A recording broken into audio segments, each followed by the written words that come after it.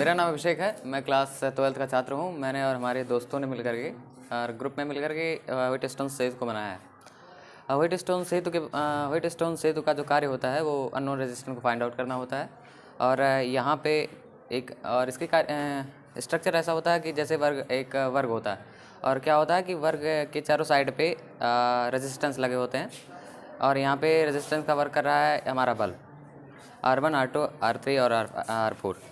और एक डायगोनल से हमने एक वहाँ पे एक रेजिस्टेंस लगाया है जिसका R5 लगाया है। और इस प्रकार से हमारा इसका स्ट्रक्चर कंप्लीट होता हुआ।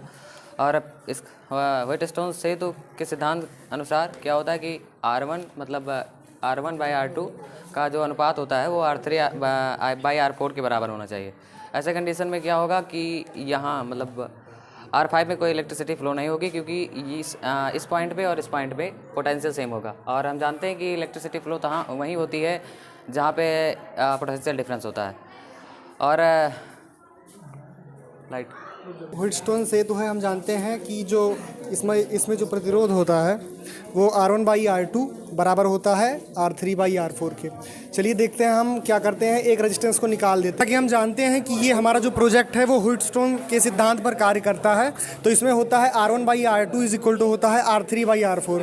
चलिए हम अब क्या करते हैं कि कोई एक रेजिस्टेंस मान लीजिए R3 को हम निकाल देते हैं, तो देखते हैं क्या होता है। हमने मान लीजिए R3 को निकाल दिया, ये देखिए क्या हुआ कि ये जो सर्किट थी वो अनबैलेंस्ड हो गई। ये जो दो बल्ब थे वो स्लो हो गए, ये तेज़ हो गया। चलिए हम फिर से इसको लगाते हैं, हमने लगा दिया, ये देखिए फिर से चारों बल्ब जो हैं एकदम ठीक से जलने लगे। तो इससे क्या होता है, हमको ये पता चलता है कि R3/R4 जो था वो अनबैलेंस्ड, इस बल्ब ये रेजिस्टेंस 0 हो गया यहाँ पे।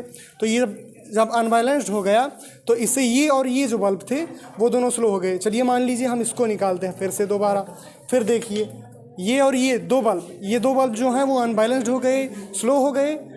और फिर जब इसको हम लगा देते हैं ऐसे, देखिए ये बल्ब जो है फिर से जलने लगे। इससे ये प्रूफ होता है कि R1/R2 is equal to R3/R4।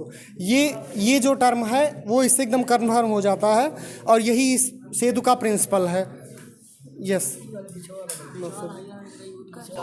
इसको बनाने में हमें एक प्लाईवुड लगा है, ये 5 बल्ब लगे हुए हैं, और एक चार्ट जिसको हमने इसलिए लगा दिया है कि देखने में थोड़ा अच्छा लगे। और टेप और इन्हीं सब की सहायता से हमने इसको बनाया है। इसका जो कॉस्ट आया है वो करीबन 150 रुपये के करीब आया है। और इस तरह से इस 150 रुपये के प्रोजेक्ट से हम इसको व्हीटस्टोन के सिद्धांत को बहुत ही अच्छी तरीके से प्रूफ कर ले जा रहे हैं, रिप्रेजेंट कर ले जा रहे हैं। अब हम R1 और R4 के बल्बों को निकालते हैं और देखते हैं क्या होता है। ये बल्ब निकालेंगे R1 और R4, और यहाँ पे कम वाट का बल्ब लगाते हैं।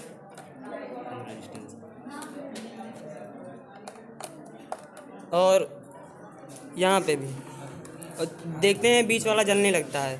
इससे पता चलता है कि इसका जो पोटेंशियल है वो डिफरेंट करने पर बीच वाला बल्ब जलने लगता है।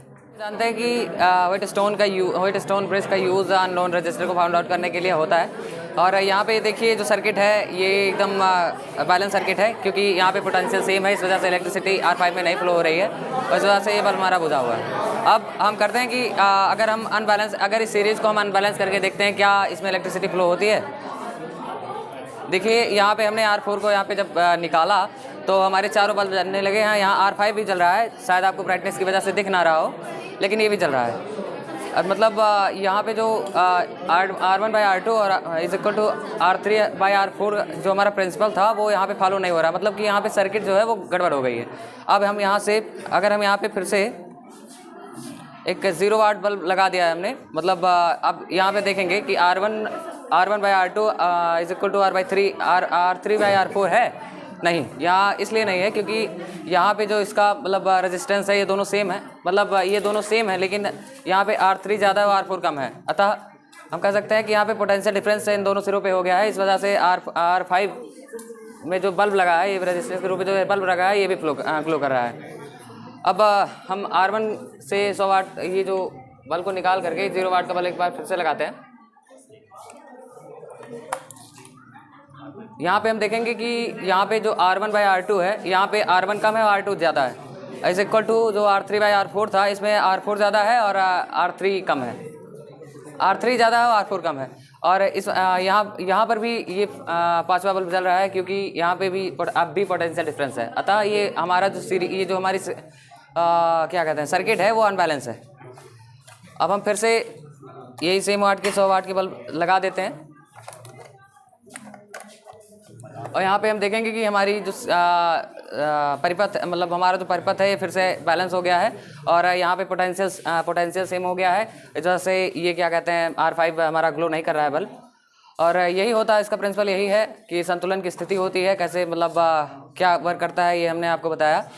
और इसी से यहाँ पे हमें 3 रेजिस्टेंस के वैल्यू पता होंगे और इसी वजह और ऐसे ही हम जिस रेजिस्टेंस का वैल्यू नहीं पता होगा उसे हम फाइंड आउट करते हैं।